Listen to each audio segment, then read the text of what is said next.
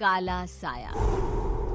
यूं तो बनारस घाट अपनी खूबसूरती के लिए बहुत प्रचलित है, पर घाट के किनारे कई राज लिए बैठे हैं।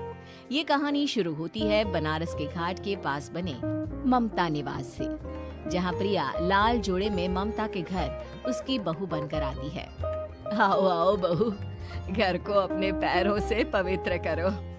ममता घर की दहलीज पार कर ही रही होती है कि अचानक एक बहुत गंदी सी बास पूरे घर में फैल जाती है।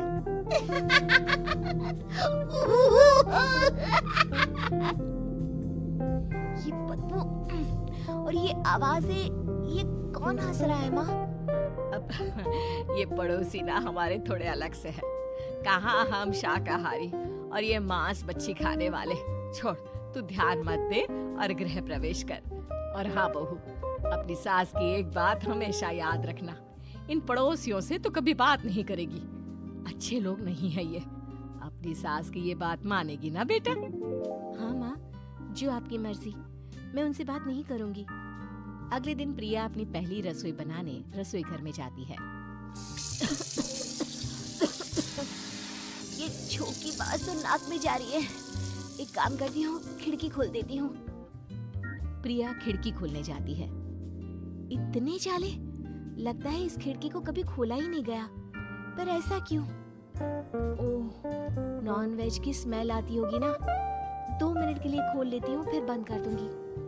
प्रिया खिड़की खोलती है। खिड़की खोलते ही उसकी नजर सामने वाले घर की खिड़की पर पड़ती है, जहाँ एक लड़की खड़ी होती है, हाथों में मेहंदी, लाल रंग की साड़ी, बिल्कुल सजी धजी, मानो प्रिया की तरह ही वो भी नई नवेली बहू हो। वो प्रिया को देखकर मुस्कुराती है। हे भगवान, माँ ने तो इनसे बात करने को मना किया था।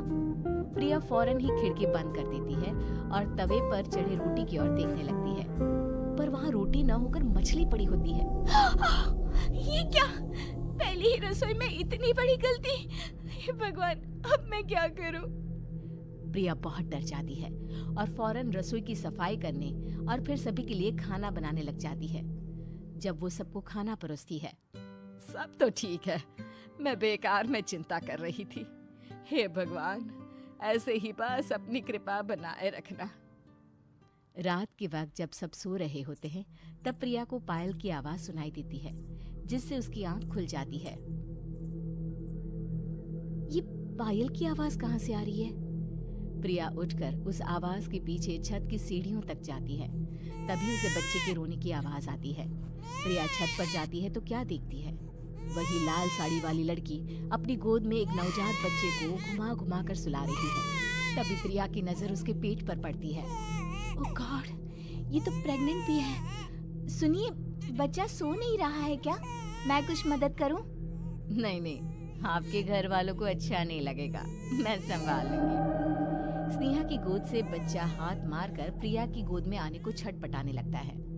दोनों घर अगल बगल में बने होने के कारण प्रिया उस बच्चे को गोद में ले लेती है। प्रिया के पास आते ही वो सो जाता है। बच्चे का वो स्पर्श रात भर प्रिया भूल नहीं पाती और अगली सुबह वो छत पर कपड़े सुखा रही होती है। तभी उसे एक औरत इशारा करके बुलाती है। स्नेहा कह रही थी बाबू तुम्हारी गोद में आते ही सो गया। मैं गौरी, स्नेहा की माँ हूँ। बहू, घर आना, बाबू को खिला भी लेना। शाम को जब घर पर कोई नहीं रहता, बच्चे से मिलने के लिए प्रिया छिपकर अपनी पड़ोसन के घर चली जाती है और कुछ देर बच्चे को खिलाकर वापस लौट आती है।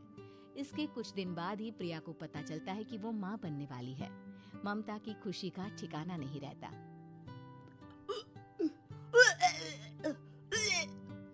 माँ जी, पता नहीं क्यों उल्टी आ रही है। प्रिया भागती हुई वॉशरूम में जाती है तो हरे और लाल रंग की उल्टी करती है। उस उल्टी में से कीड़े निकलते हैं। ये क्या? खून और ये कीड़े! माँ! माँ! प्रिया की आवाज सुनकर ममता दौड़ कर आती है, पर बेसिन में कुछ नहीं होता। प्रिया हक्की बक्की रह जाती है। ये सब क्या हो रहा है? प्रिया घबरा जाती है और अपने कमरे में जाकर सो जाती है। डर के कारण वो इतनी थक जाती है कि उसकी आंख लग जाती है।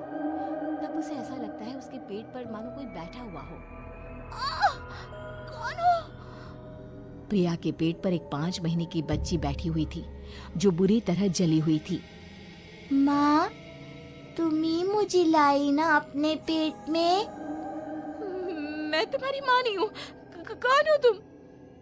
माँ, देखो मैं जल गई बुरी तरह से।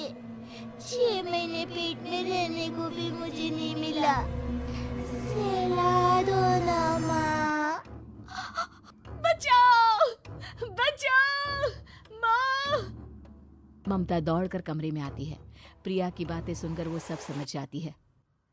तू कहीं बगल वाले घर में तो नहीं जाकर आई ना बहू? मुझे माफ कर दो, मैं गई थी माँ। उस घर में सब मरे हुए हैं बहू। कई साल पहले स्नेहा उस घर में बहू बनकर आई थी। कुछ ही दिन में वो एक बच्चे को जन्म देने वाली थी।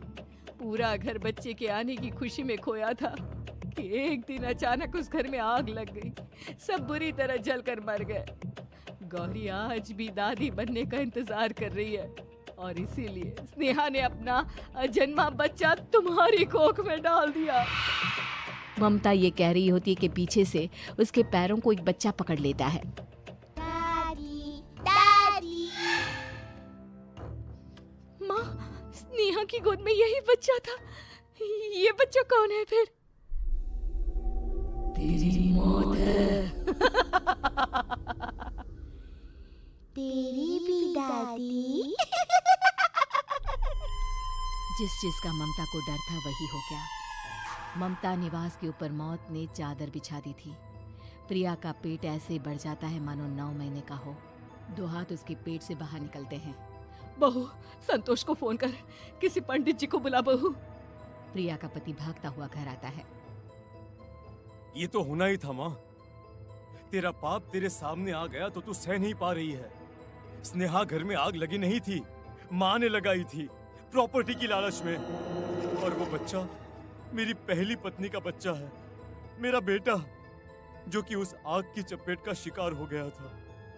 मैंने तुमसे ये सब माँ के कहने पर छुपाया था। मुझे माफ कर दो प्रिया। तुम अगर चाहो तो यहाँ से जा सकती हो।